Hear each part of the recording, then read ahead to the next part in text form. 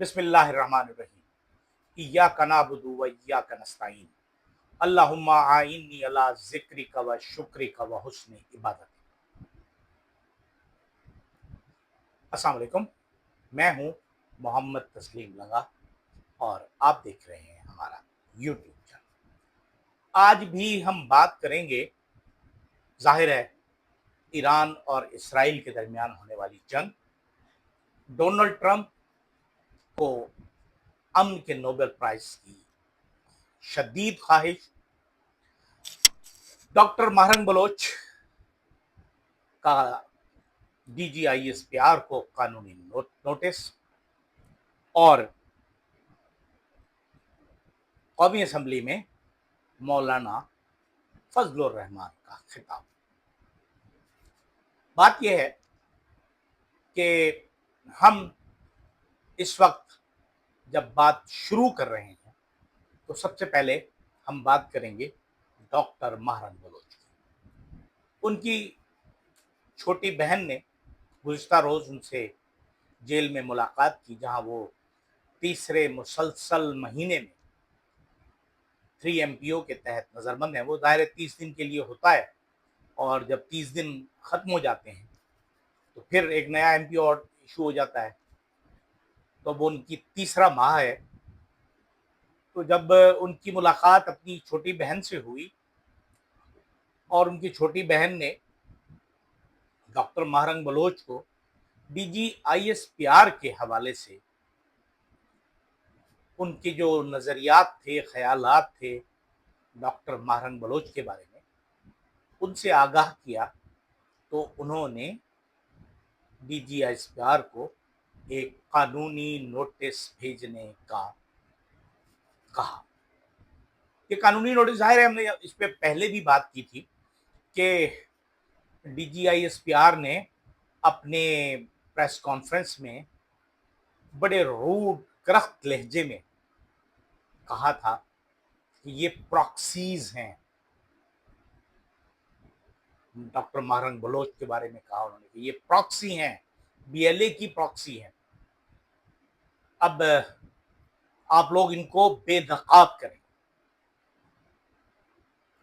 अब जनरल साहब को ये नहीं पता कि एक लड़की या खातून या कुछ खवातीन जो अपने प्यारों के गुमशुदा होने पर लॉन्ग मार्च करती हैं, इस्लामाबाद तक आती हैं, पूरे बलूचिस्तान में बात करती हैं, जगह जगह वो जुलूस निकालती हैं, और ज्यादातर उसमें खवातीन होती हैं, क्योंकि घरों से नौजवानों को, वो कोई 17 साल का है, कोई 18 साल का है, कोई 20 साल का है, कोई 24 साल का है, यानी मुख्तलिफ उम्र के बच्चे उठा लिए जाते हैं और उसके बाद कुछ वापस आते हैं, कुछ का कई महीने तक पता नहीं चलता, कई बरसों तक पता नहीं चलता। कुछ लोगों की मस्कशुदा लाशें मिलती हैं। अब ऐसी सूरत हाल में किसी का ये कहना कि आप जो हैं, आप दहशत गर्दों की प्रॉक्सी हैं, आप जाफर एक्सप्रेस में के वाक़े में मारे जाने वाले दहशत गर्दों की लाशें उठा कर ले आए, छीन कर ले आए।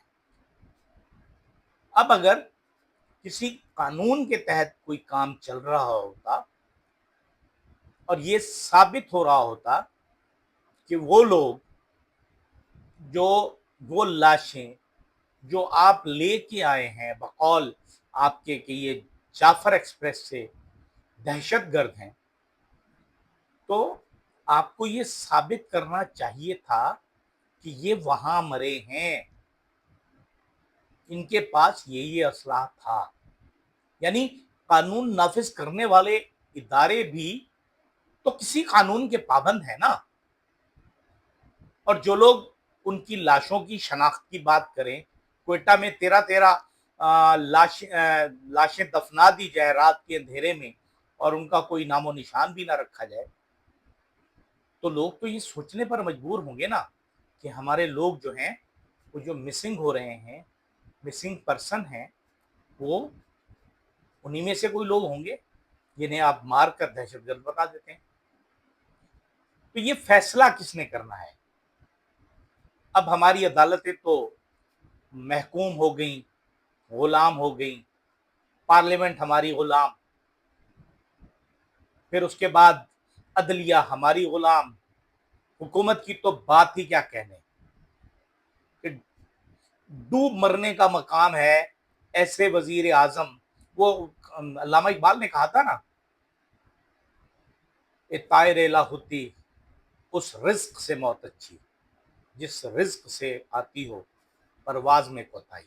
یا پھر وہ انہوں نے فرمایا تھا کہ جس کھیت سے دہقان کو میسر نہ ہو روٹی، اس کھیت کے ہر خوشائے گندم کو چلا دو۔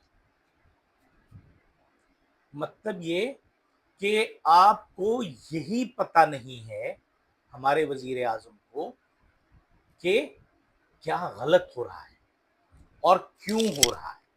اب میں اس معاملے میں تھوڑا سا ایک قومی اسمبلی کے اجلاس میں ایک خطاب ہے مولانا فضل الرحمان کا، اس میں سے آپ کو تھوڑا سا اقتباس سنواتا ہوں اور پھر ہم آگے چلتے ہیں۔ ہتھیار بھی پھینکتے ہیں آپ کے سامنے، ہم اپنا عقیدہ اور ایمان اس کا ہتھیار بھی آپ کے سامنے پھینک دے، سرنڈر ہو جائے۔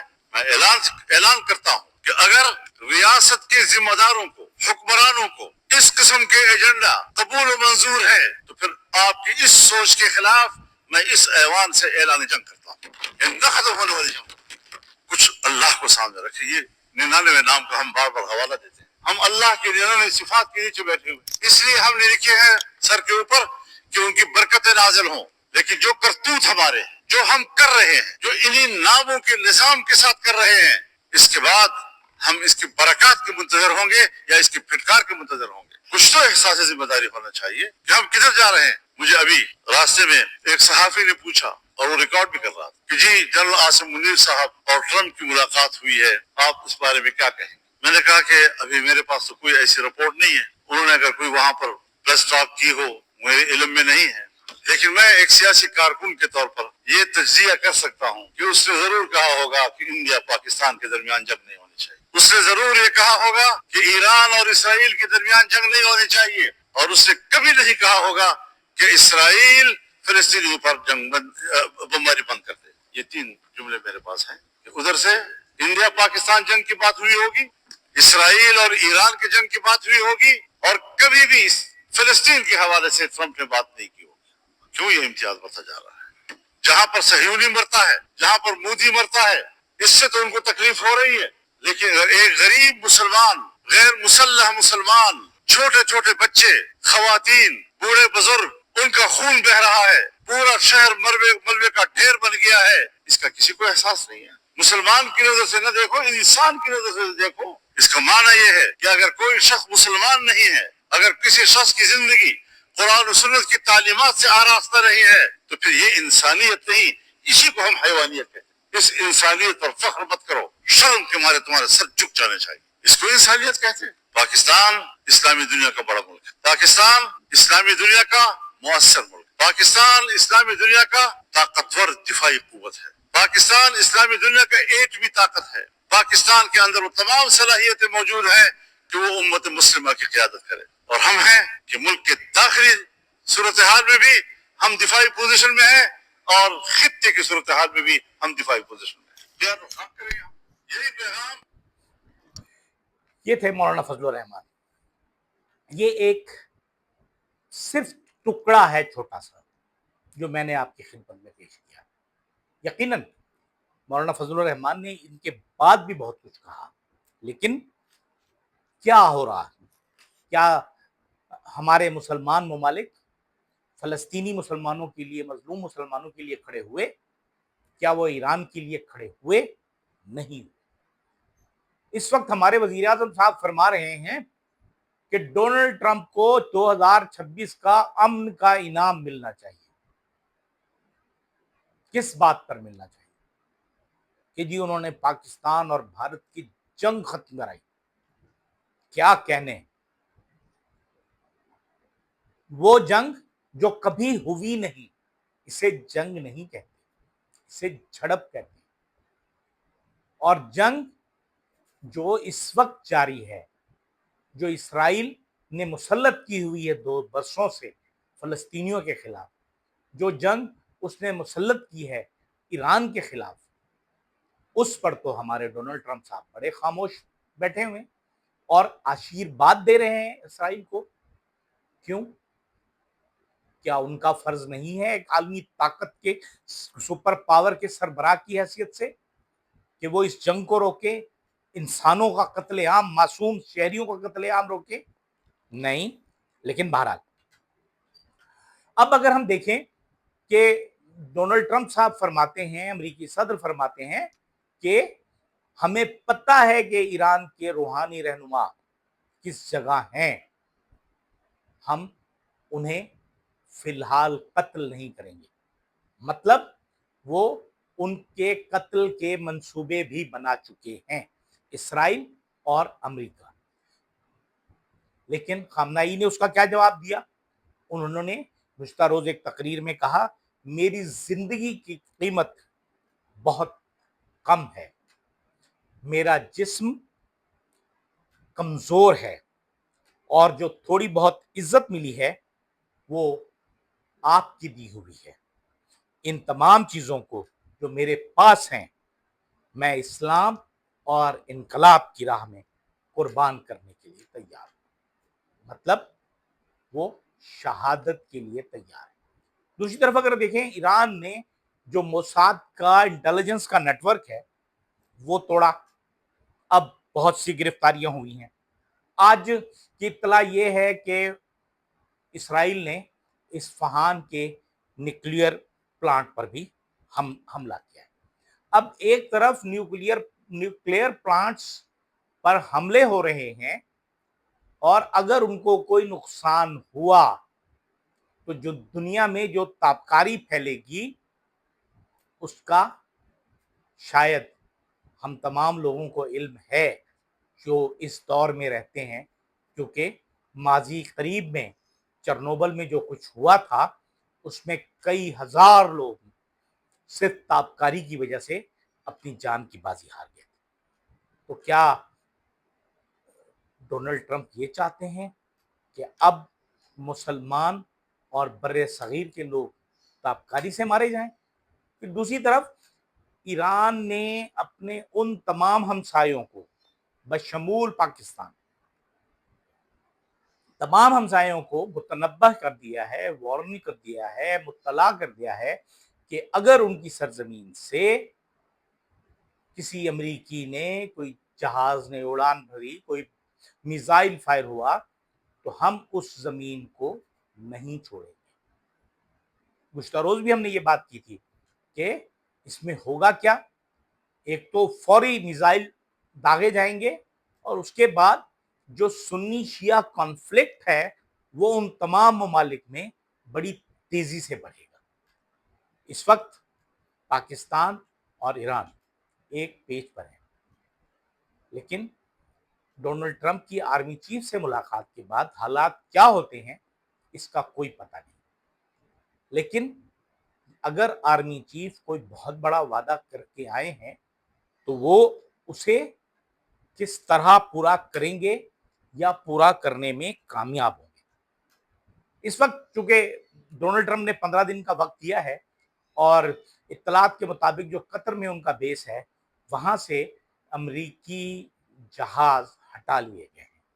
مطلب اس سے ظاہر ہو رہا ہے کہ امریکہ جنگ میں کودنے کو تیار ہے، اور شاید اس کے لیے پاکستان کا انٹیلیجنس نیٹ ورک زیادہ سود مند ہو یا پھر ڈیگو گارشیا کی فوجیت۔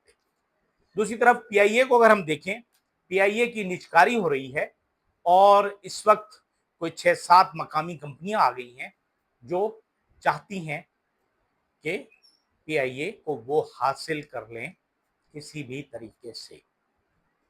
ہمارے ملک کی کتنی بدقسمتی ہے کہ پہلے ہمارے حکمران اداروں کو تباہ کرتے ہیں، پی آئی اے، اسٹیل مل، ریلوے، اور پھر اسے ان کے فرنٹ مین جو ہے اونے پونے داموں خریدتے ہیں۔